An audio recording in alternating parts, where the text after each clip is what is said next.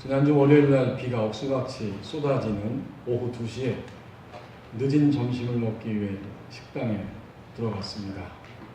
이제 자리를 잡고 앉아서 음식을 주문하고 기다리는데 어떤 여성 2명이 재빠르게 비를 피해서 식당 안으로 들어와서 앉았는데 식당 문은 닫히지 않았습니다.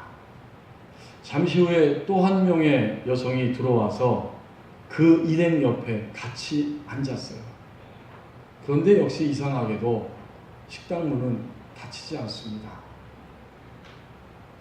또 누가 등장하려나 하고 기다리는데 4번째 여성이 들어왔어요. 들어와서 한자리에 다 모여 앉았음에도 불구하고 역시 식당의 문은 닫히지 않고 종업원들은 바쁘게 왔다 갔다 하고 계속해서 그런 상태에 있습니다. 하는 수 없이 손님 중에 한 사람이 벌떡 일어나더니 그 식당의 문을 닫았습니다. 그리고 그 문을 닫은 손님은 저와 함께 식사하는 멤버였습니다.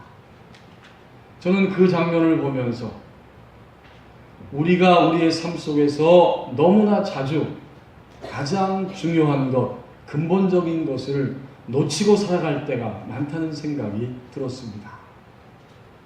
안다고 하지만 나는 그 정도는 알고 있기 때문에 설명하지 않아도 충분히 인지하고 내가 살아간다. 그렇게 말하지만 사실은 근본적인 것을 놓쳐버리고 살 때가 많은 겁니다. 오늘 시편 24편 1절 상반절 말씀을 보십시오. 근본을 놓치고 살아갑니다. 땅과 거기에 충만한 것과 인간이 어디에 살고 있는가 보았더니 하나님이 창조하신 세계에서 일정한 시간과 공간 안에 살아갑니다. 이게 근본적인 사실이에요. 그럼에도 불구하고 우리는 하나님이 땅을 창조하셨다. 그리고 거기에 모든 것들을 충분히 다 제공해 주셔서 인간은 이 땅에 사는 동안 결핍도 부족함도 결코 없이 살 수 있도록 가득가득 모든 것들을 채워주셨다. 이 사실을 아는 것 같지만 사실은 잘 인식하지 못하고 우리의 삶을 살아갑니다. 그런 의미에서 다시 한번 확인해 봅니다. 하나님은 창조주 하나님이시고 나는 하나님이 창조하신 세계 속에서 일정한 시간, 일정한 공간 안에 살아가는 존재입니다. 오늘 이 시편은 누가 기록했습니까? 여기 표제어에 보면 다윗의 시라고 되어 있는데 이게 1절하고 바로 연결된 거예요. 다윗이 이 시를 지었다. 그런 말이에요. 다윗은 사람들에게 명예와 칭찬과 명성을 얻는 아주 신이 나는 삶의 순간들이 있었습니다. 반면에 모든 사람들이 다윗을 칭찬하고 좋아하지만 유독 사울왕 한 사람에 의해서 끊임없이 위협을 받고 쫓겨다니면서 자신의 목숨을 부지해야 하는 이런 비참한 신세로 떨어지는 시간이 그에게 있었습니다. 왕의 자리에 올라갔을 때에도 그는 승승장구하고 있었지만 한순간에 간음과 살인과 거짓의 죄를 범하게 되지. 자기의 충실한 부하 우리아의 아내 밧세바를 범함으로 인해서 일순간에 그는 인간이 얼마나 육신에 사로잡혀 사는지, 인간이 자기의 욕망을 이길 수 없는 타락한 본성을 가진 존재인지를 그대로 과감없이 보여주기도 했습니다. 이런 일련의 모든 사건을 겪으면서 다윗이 왕의 자리에 그대로 있습니다. 왜요? 하나님 앞에 회개하고 돌이켰을 때 하나님이 그를 죽음의 심판의 자리까지는 두지 아니하시고 용서하셨습니다. 그 모든 과정을 겪고 그 과정을 통해서 다윗은 분명히 인생의 근본이 무엇인지를 깨닫고 노래합니다. 이 근본적인 것을 다윗이 붙잡지 못했을 때 그는 몹시 불안한 마음으로 쫓기며 사는 시기가 있었고 이 근본적인 사실을 그가 놓치고 살아갈 때에 그는 하나님의 말씀에 따라서 반응하지 못하고 하나님이 하시는 일이 있음에도 불구하고 거기에 대해서 무관심하고 무감각한 이런 모양으로 그는 살아가고 있었습니다. 그것이 다윗의 인생을 통해서 드러나는 양면적인 모습이었어요. 어느 무신론자가 작정을 하고 신부에게 다가가서 당신이 정말 하나님을 믿는다면 신의 존재를 증명해달라고 요구했습니다. 그리고 그 무신론자는 마음에 기대하기를 이 신부가 이렇게 대답할 것이다. 아니, 신이 없다니요. 그게 무슨 바보 같은 이야기입니까? 자, 함께 성경을 펴보십시다. 이렇게 말할 줄 기대하고 있었는데 이 신부는 조용하게 온화한 미소를 띠면서 자신의 회중시계를 꺼내더니 이렇게 그에게 대답합니다. 내가 이 회중시계를 놓고 여기에 이 톱니바퀴와 추와 태엽이 옛날부터 그대로 움직이고 있었습니다. 라고 말한다면 당신은 나를 이상한 사람으로 생각할 것입니다. 그러나 하늘을 보십시오. 저 하늘의 별을 보십시오. 저 별들은 언제나 일정하게 궤도를 이탈하지 아니하고 항상 하루 동안에 자기에게 주어진 궤도를 따라 돌고 있고 지구와 혹성과 이 모든 것들은 태양의 주변을 하루에 100마일 이상의 속도로 움직이고 있지만 결코 충돌하거나 혼란을 일으키지 않습니다. 이 신비로운 현상 앞에서 이것이 저절로 우연히 이루어집니다 라고 생각하는 것과 그 누군가 조절하는 자가 있어서 그것을 조절하고 있다라고 생각하는 것과 둘 중에 어느 것이 더 신빙성 있는 말이겠습니까? 라고 오히려 무신론자에게 질문을 던졌습니다. 여러분, 우리가 진정 하나님이 창조주 하나님을 믿는다면, 하나님이 창조주이심을 믿는다면 우리는 우리의 인생 가운데 가장 근본적인 것을 놓치지 않아야 합니다. 이것을 놓치면 불안감이나 아니면 하나님이 하신 일에 대해서 무관심하고 무감각한 모습으로 계속해서 떨어져서 살 수밖에 없습니다. 하나님이 창조주이심을 믿는다면 인간은 어디서 사느냐? 하나님이 창조한 세계 속에서 일정한 시간과 공간 안에서 살아갑니다. 어제 우리는 42살 된 그 가장이 아내를 뒤로 하고 또 고등학생 아들과 둘째 아들 또 막내 초등학생 5학년이던가 하는 딸을 놔두고 부모님이 살아계시는데 바로 그 앞에서 암으로 고생하다가 그대로 세상을 떠난 가슴 아픈 사연을 목도하고 돌아왔습니다. 우리 교회 길주철 집사님, 인춘자 집사님 가정에 그 장남이 하나님 앞에 투병하는 가운데 부르심을 받았습니다. 여러분, 정말 우리는 어디에서 살고 있느냐? 하나님이 창조한 세계에서 일정한 시간과 공간 안에 살아갑니다. 그럼에도 불구하고 너무나 자주 이 근본을 놓치고 살아갑니다. 1절 하반절 말씀을 보십시오. 저항해도 소용이 없습니다. 세계와 그 가운데 사는 자들은 다 여호와의 것이로다. 세계, 인간이 거주하고 있는 그 장소이죠. 그리고 그 안에 살아가는 모든 인간은 다 하나님의 것이다. 우린 다 당연하다고 생각해요, 지금. 이 말은 하나님이 주권자이심을 강조하는 겁니다. 그런 거로 1절에 보면 다 여호와의 것이로다 하면서 창조주 하나님을 말씀해주고 있고 주권자 하나님을 보여주고 있는 거예요. 땅과 거기에 충만한 것들을 하나님이 창조하셨다. 창조주 하나님이시고 그 세계 공간 안에서 인간이 살아가고 있는데 그들은 다 여호와의 것이로다. 하나님이 주인이시고 하나님이 창조하셨고 하나님이 주권자라는 거예요. 여러분이 가끔 도심을 지나가다 보면 아파트들이 있고 단독 건물이 있는 사이에 땅들이 있습니다. 그 땅에 밭들이 있는데 거기에는 꼭 경고 문구가 붙어 있더라고요. 이 땅은 개인 땅이 개인의 땅이 아닙니다. 이 땅은 또 국유지입니다. 뭐 이런 말들이 써 있어요. 누구든지 허락 없이 주인의 허락 없이 씨를 뿌려 경작한다든지 이 땅을 자기의 창고로 삼아서 점유하다든지 하면 이것은 불법이고 책임을 져야 합니다. 하나같이 주인이 있다 이 사실을 이야기해 주는 거예요. 오늘 불신자들에게도 하나님을 믿는 신자들에게도 삶이란 무엇인가 보았더니 주인을 찾아가는 이야기입니다.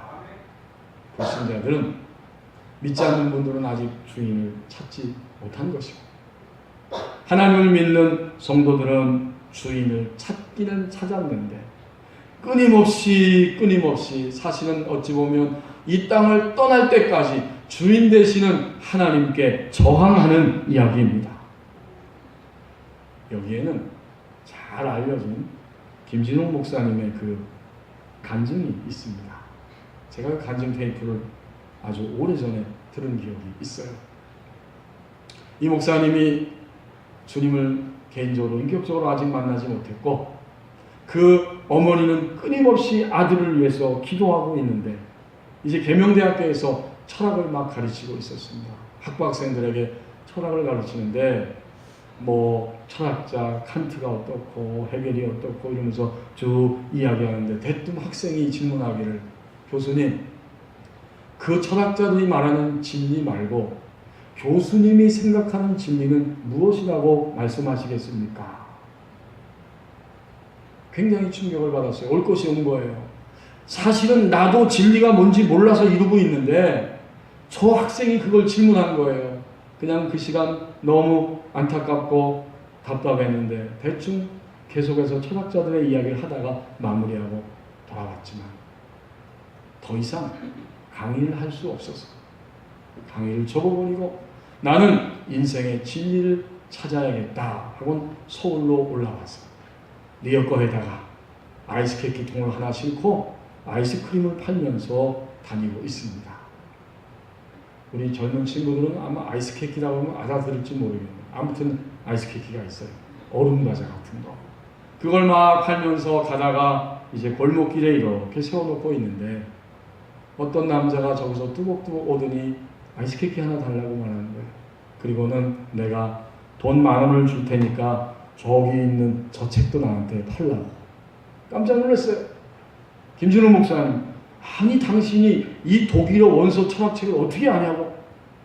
서로 통성명하고 인사를 나누는데 이 사람은 서울대 철학과를 졸업하고 나서 진리가 뭔지 인생의 주인이 누구인지 몰라서 그 주인을 찾아 헤매고 있는 거였고 김진홍 목사님도 여전히 나는 계명대 나왔는데 나도 주인이 누군지 몰라. 이래가지고 서로 의기가 텄댔지요. 막 신났습니다. 막 이래가지고 그리고 그들은 크게 외칩니다. 머슴은 있는데 머슴 삼을 주인이 없도다. 얼마나 멋진 말입니까? 여기 머슴은 있는데 주인은 누구입니까? 드디어 이 김정은 목사님은 어머님의 기도 때문에 또 하나님의 사랑 안에서 주인 대신 하나님을 만나고 소명을 받고 목회자가 되었는데 이 간증을 할 때까지도 그 서울대 철학과 나온 그 친구는 여전히 주인이 누구인지 몰라서 돌아다니고 있더라 하는 이야기입니다. 성도는 주인을 만난 사람들입니다. 그럼에도 불구하고 우리 생활 속에 우리 마음 속에 여전히 고통이 있다고 하는 것, 도대체 이 고통은 왜 있는 것인가? 하나님을 주인으로 만나긴 했지만 하나님의 말씀을 따라서 즉시로 살아가지 못하고 하나님의 말씀을 따라서 여전히 순종해드리지 못하는 이런 부분들이 있습니다. 우리의 사고방식이 그렇고 우리의 습관적인 언어가 그렇고 또 우리가 사람들과 만나서 교제하는 대인관계가 그렇고 우리가 물질을 사용하는 그 물질, 그 방식이 언제나 그 자리에 머물러 있습니다. 여러 가지 부분들이 하나님의 말씀대로 따라가지 않고 따라가지 못하는 일들이 있어서 그것이 바로 우리에게 고통이 되어집니다. 하나님의 말씀대로 반응하지 못하는 그 모습 때문에 나는 여전히 고통스러운 거예요. 근데 우리는 종종 거꾸로 생각해요. 저 사람 때문에 내가 힘들다는 거예요. 상대방 때문에, 아무개 때문에 우리 가정에서, 우리 직장에서, 우리 목장에서, 우리 교회에서, 나의 인생 가운데에서 아무개 때문에 힘들다고 우리는 그렇게 생각하고 있고 그렇게 말하고 있습니다. 하나님의 말씀대로 따라가지 못하는 나 때문에, 이것은 정말 전적으로 나 개인의 저항 때문입니다. 내가 저항하고 있기 때문에 내가 힘든 것입니다. 지난 수요일날 우리 교회 김기인 집사님 남편 함께 사는 그 집에 신방을 해달라고 가서 예배드리고 그리고는 식사를 하러 갔습니다. 식당에 가기 전에 얘기하면서 보니까 그날이 초복이에요. 몰랐어요. 수요일날. 응? 여기 지금 웃는 분들은 아신 거고 그냥 무슨 소리 하나 이런 분들은 그날이 초복인지 몰랐을 거고 아무튼 식당에 갔어요. 초복이니까 뭘 먹는지는 알겠죠? 네, 가서 그 음식을 시켰어요. 그리고 식당에 둘러앉아서 식사를 막 하려고 하는데 예약석이 많더라고요. 그 넓은 식당에. 잠시 후에 손님들이 막 쏟아져 들어오는데 군인들이 많이 들어오는 거예요. 군인들이 그 부모님들과 함께 계속해서 들어옵니다. 저희가 앉은 테이블 좌우에 저쪽에 군인들이 막 있어요. 들어오자마자 더우니까 군복을 벗었습니다. 그 군번줄이 보입니다. 그랬더니 그냥 근육이 막 이렇게 나오고 시커멓게 탔어요. 그리고 얘기하는 소리가 들리는데 포부대에 대부분 근무하는 군인들이에요. 부모님들은 안타까운 마음으로 한 점이라도 더 주기 위해서 그냥 고기를 먹으라고 막 주는 거예요. 그것을 받아 먹으면서 이제 위로가 되는 거죠. 먹으면서 신나서 이야기하고 또 힘들다는 이야기도 하고 여러 가지 이야기하면서 식사하더라고요. 저는 그 모습을 물끄러미 보았습니다. 만약 부모님을 만났고 부모님도 나를 안쓰럽게 여기고 가족들 만나서 너무 신났는데 나 오늘 군대에 들어가기 싫다. 야, 이 길로 탈령해서 나 그냥 집으로 가겠다. 그렇게 하면 말이 안 되죠. 자신도 불행하고 자신을 면회온 부모님도 불행할 것입니다. 절대로 힘들다고 해서 지금 가져가고 있는 이 시간이 너무 위로가 된다고 해서 군대를 탈용하고 내가 반항하고 내 멋대로 하겠다. 있을 수 없어요. 그러면 다 불행해지는 거예요. 우리가 오늘 우리 인생을 살아가면서 분명히 우리 자신의 모습을 볼 때 고통이 있습니다. 왜 그렇습니까? 오늘 1절 하반절 말씀 그대로입니다. 세계와 그 가운데 사는 자들은 다 여호와의 것이로다. 하나님이 주권자입니다. 저항해도 소용이 없습니다. 이제 2절 상반절 말씀을 보십시오. 순응할수록 평안이 찾아온다고 말씀합니다. 여호와께서 그 터를 바다 위에 세우시며, 당시 이교도들은 생각하기를 어떤 다른 창조자가 있을 거다. 또는 생각하기를 이 땅과 하늘과 바다와 이 모든 것들을 보면 이들이 바로 신적인 존재다. 이렇게 여기면서 그들을 경배했습니다. 하지만 오늘 하나님께서는 다윗의 입을 통해서, 그리고 다윗 자신은 그들에게 선포하고 있습니다. 자연 만물의 신적 존재도 아니고 다른 창조자가 있는 것도 아니고 하나님이 창조자이십니다. 그래서 2절 상반절의 이 주어는 굉장히 중요합니다. 오직 여호와께서, 하나님께서 그 터를 바다 위에 세우셨다. 하나님이 창조자이고 주권자라고 하는 고백인데, 다윗의 이 한마디는요 좀 더 실제적이고 아주 영적인 그런 신앙 고백과 증언입니다. 제가 이 말씀을 준비하는데 갑자기 어렸을 때 보았던 그 TV 장면 하나가 싹 스쳐갑니다. 영화배우 탤런트 이낙훈 씨라는 분이 있었는데요. 이분이 연기하던 장면이 싹 스쳐갑니다. 제가 그래서 인터넷에 이낙훈 씨가 몇 세나 되셨나 하고 들어가 봤더니 1936년에 출생해서 1998년 63세의 나이에 세상을 떠나셨습니다. 이분이 그때 연기하는 장면 한 장면이 떠올랐는데 대학 교수 역할을 하고 있었습니다. 이제 집에서 부인과 함께 아주 크게 부부싸움을 하고 집을 뛰쳐나왔어요. 그리고 선배를 만나서 하소연하고 이야기하는데 그 선배가 안타까워하면서 뭐 대학 교수가 그럴 수 있냐, 왜 그러냐 라고 이렇게 안타까워하면서 이야기하니까 대뜸 하는 말이 대학 교수가 뭐 별거 있나요? 응? 화가 나면 화를 내는 거고 싸우게 되면 싸우는 거지. 저는 어릴 때 그 장면을 봤는데 그걸 보면서 이런 생각을 했던 게 기억이 나요. 이상하다. 아니 대학 교수님도 싸움을 하는구나. 응? 많이 배우신 분들도 지식이 있는 분들도 싸움을 하네. 그때 그 생각을 했어요.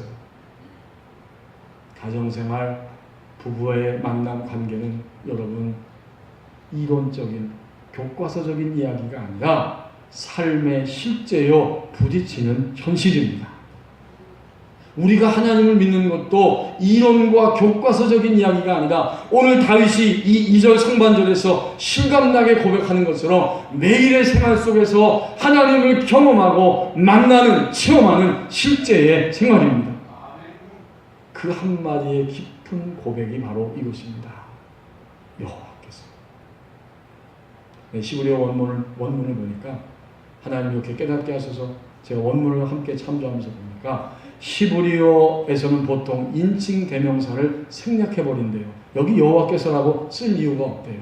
그러나 다윗은 이것을 너무나 실감나게 경험했기 때문에 이 사실을 여기에 기록했다라고 이야기하고 있었습니다. 여러분 정말 2절 상반절의 말씀을 보십시오. 여호와께서 그 터를 바다 위에 세우셨다. 하나님께서 천지를 창조하실 때 그렇게 한 거죠. 물들을 정복하시면서 물과 물을 한 군데로 다 모아놓으셨고 그리고 비로소 육지, 땅이 드러나게 하신 것입니다.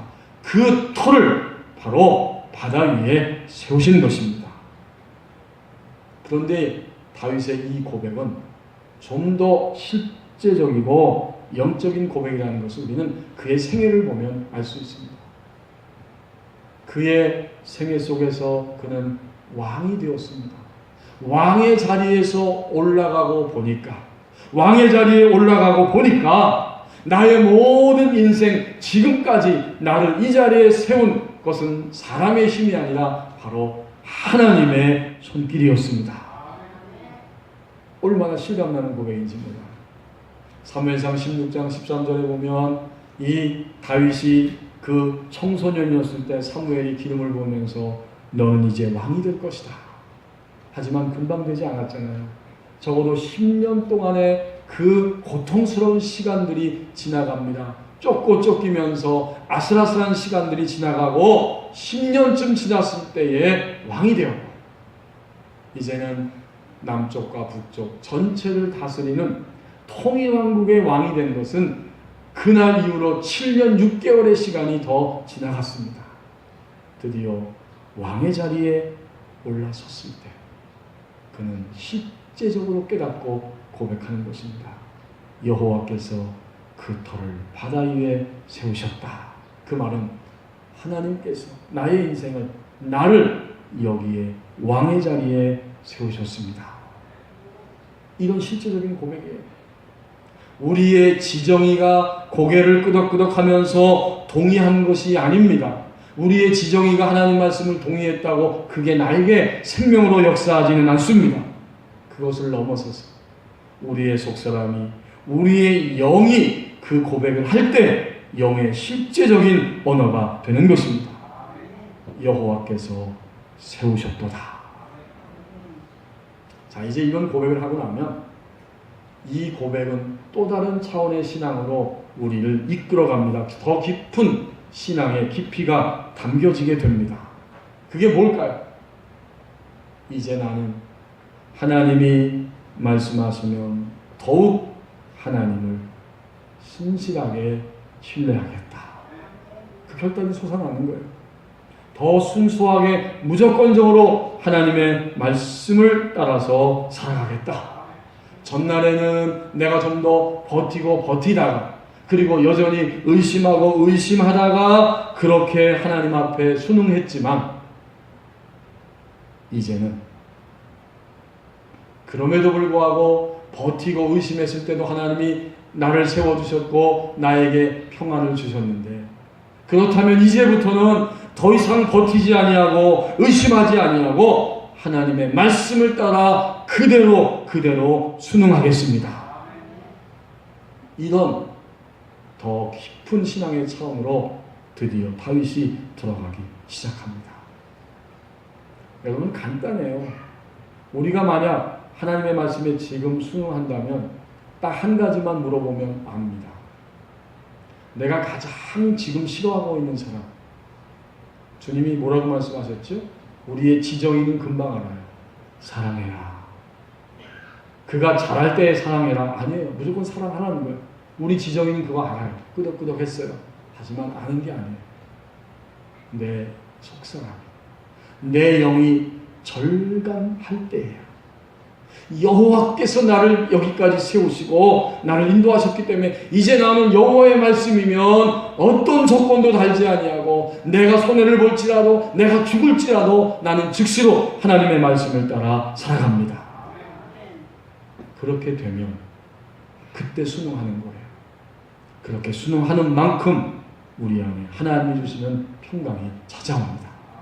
이제 여러분 스스로 대답해 보십시다.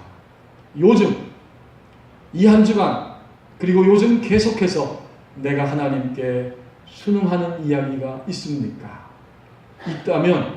있다면 그 이야기는 무엇입니까? 만약 우리가 그렇게 순응했다면 반드시 우리 안에 평안이 찾아왔을 것입니다. 그렇게 순응하고 평안했으면 나의 신앙은 지금 살아서 움직이는 신앙입니다. 여러분 요즘 날씨도 덥지만 이 법원 위의 나무들 색깔이 너무 푸르고 아름답습니다. 차를 타고 지나갈 때마다 감격되고 또 저녁에 운동할 때마다 그 나무들이 풀들이 얼마나 아름다운지 몰라요. 하나님이 창조하신 세계가 이렇게 아름답다는 걸 요즘 실감하고 있습니다. 그래서 일찍이 그 구약성경 시편 19편 1절에서 5절에 보면 이 시편 기자는 그것도 다윗이 지은 시인데 자연 만물을 통해서 그들이 하나님께 소리를 말하고 있고 하나님께 응답을 드리고 있다는 이야기를 이 시편을 통해서 노래하고 있습니다. 시편 19편 1절에서 5절 말씀 좀 더 쉬운 새번역 성경으로 읽어보면 이렇습니다. 하늘은 하나님의 영광을 드러내고 창공은 그의 솜씨를 알려준다. 낮은 낮에게 말씀을 전해주고 밤은 밤에게 지식을 알려준다. 아니 낮과 밤이 바뀌는데 그 낮과 밤이 뭔가를 사람들에게 이야기하고 있다는 거죠. 그 이야기, 그 말소리 비록 아무 소리가 들리지 않아도 그 소리 온 누리에 울려 퍼지고 그 말씀 세상 끝까지 번져간다. 이 시편 기자는 그 소리를 지금 느끼고 듣고 있는 거예요. 해에게는 하나님께서 하늘에 장막을 쳐주시니 해는 신방에서 나오는 신랑처럼 기뻐하고 제 길을 달리는 용사처럼 즐거워한다. 하늘도 자연 만물 해도 뭔가 하나님을 향해서 소리를 바라고 있는데 이 시편 기자는 그 소리를 감격스럽게 듣고 있는 겁니다. 제가 이번 주 중에 아침에 일어나서 차를 타고 쭉 지나가면서 나무와 풀들을 바라보면서 이렇게 축복했습니다. 여러분 그리스도인들은 예수님 말씀처럼 모든 사람을 향해서 무조건 축복해야 됩니다. 만약 그 축복을 그 사람이 받을 만하면 받을 것이고 아니면 그 축복이 어떻게 돼요? 우리에게 돌아온다고 말씀합니다. 무조건 축복하는 거예요. 자연 만물을 바라보면서 축복하는 거예요. 제가 풀과 나무들을 쳐다보는 순간 너희들 참 아름답다 이렇게 축복했어. 그랬더니 갑자기 제 마음 가운데 나무들이 하는 그런 생각들이 막 들려지는 거예요. 너도 참 아름답다. 하나님의 편에 서는 삶은 항상 아름다운 거야. 제가 아주 신선한 충격을 받았어요. 지금까지 살면서 무엇이 아름다운 것인가? 미스 코리아와 또 미스터 코리아가 아름다운 것인가? 그런 생각을 할 수도 있습니다. 그런데 하나님께서는 무엇이 아름답다고 말씀해 주신가 봤더니 나무들을 통해서 말씀해 주시는 거예요. 어떤 사람이든지 어떤 인생의 환경 가운데 처하든지 하나님의 편에 서 있는 삶은 항상 아름답다. 너무 놀랐어요. 하나님의 편에 서 있는 그것 자체가 아름다운 것이고 그것만이 아름다운 것입니다. 오늘 2절 상반절에서 분명하게 말씀해 주십니다. 여호와께서 그 터를, 여호와께서 나의 인생을, 나의 삶을 세워 주셨도다. 순응할수록 평안이 찾아온다고 말씀합니다.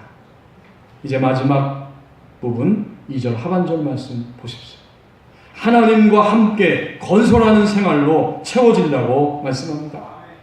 어떤 건축사가 건물에 기초를 놓고 있습니다. 그 다음엔 어떻게 될까요? 당연히 그는 그 건물을 계속해서 지으면서 마침내 완공하게 될 것입니다. 하나님께서는 예수 그리스도를 이 땅에 보내셔서 무너진 인간의 삶을 다시 새롭게 세워주셨습니다. 오늘 2절 말씀에서는 2번씩이나 강조하고 있습니다.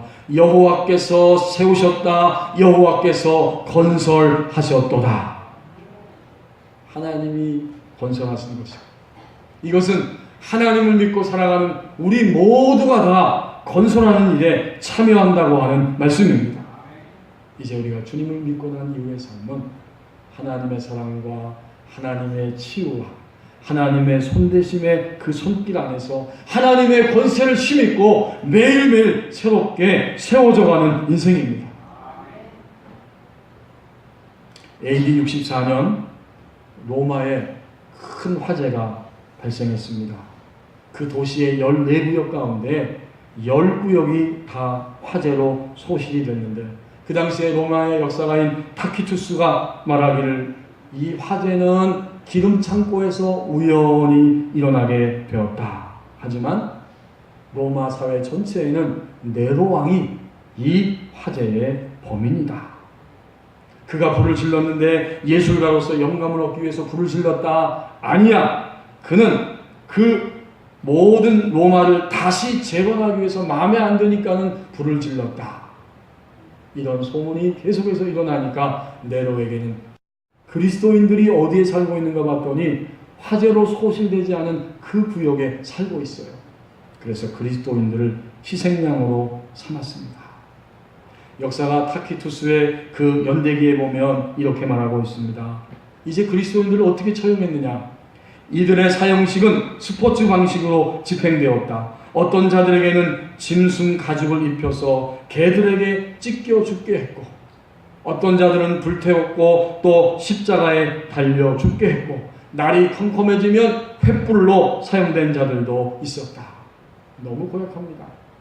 네로는 그 자기의 정원을 공연장으로 꾸미고 거기에서 서커스를 제공하면서 자신이 전사복장을 입고 직접 전차를 몰고 거기에 잡아온 그리스도인들을 앞에 놓고 전차를 타고 그 위로 막 몰고 다니면서 그들을 죽입니다. 그러다가 구경하는 사람들이 동정의 소리를 바라면 그때서야 멈췄다고 합니다. 그래서 타키투스는 이렇게 결론을 짓고 있습니다. 사실상 공중의 선을 위해서 그들은 고통을 당한 게 아니라 한 사람의 잔인성을 만족시키기 위해서 그리스도인들은 고통을 당했다. 로마는 가장 강력한 세력, 권세를 가진 로마는 그리스도인들을 무너뜨렸고 무너뜨릴 수 있다고 생각했는데 놀랍게도 역사는 그 반대의 이야기를 전해줍니다. 300년이 지나갔을 때 드디어 로마는 오히려 복음에 의해서, 하나님의 사랑에 의해서, 그리스도인들에 의해서 무너졌습니다. 로마의 국교가 바로 기독교가 된 것입니다. 거대한 제국은 무너지고 오히려 하나님의 생명의 그리스도인들을 통해서 하나님의 나라가 건설될 수 있었습니다. 이제 예수님을 믿는 우리의 삶은 주님을 믿은 이후에 끊임없이 무너진 자리에서 일어나서 하나님과 함께 건설하는 자리로 옮겨갈 수 있습니다. 여러분, 오늘 무엇이 무너져 있다고 생각하십니까?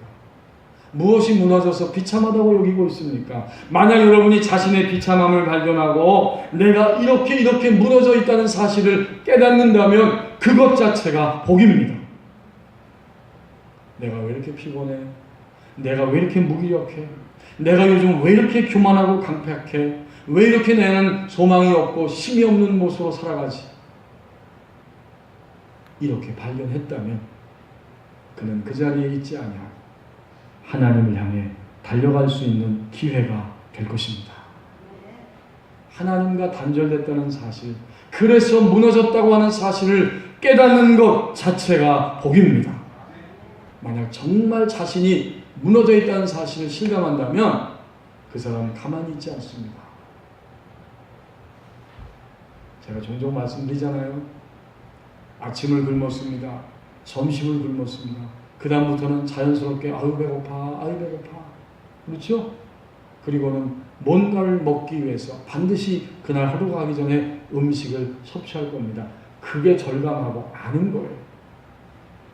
내가 하나님 앞에서 무너져 있는 이 비참함이 있다는 사실을 절감하면 그는 반드시 하나님을 향해 달려갈 것입니다.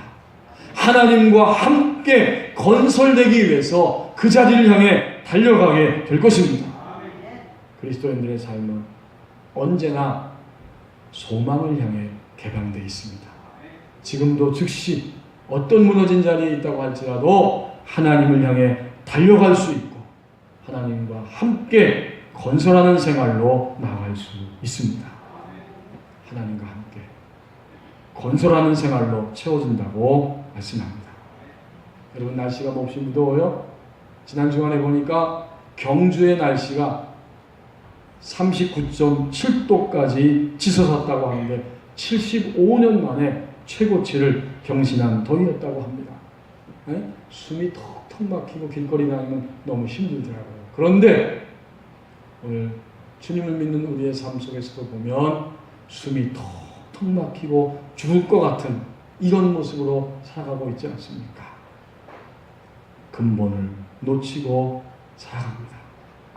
저항해도 소용이 없습니다. 순응하는 만큼 평화가 찾아온다고 말씀합니다.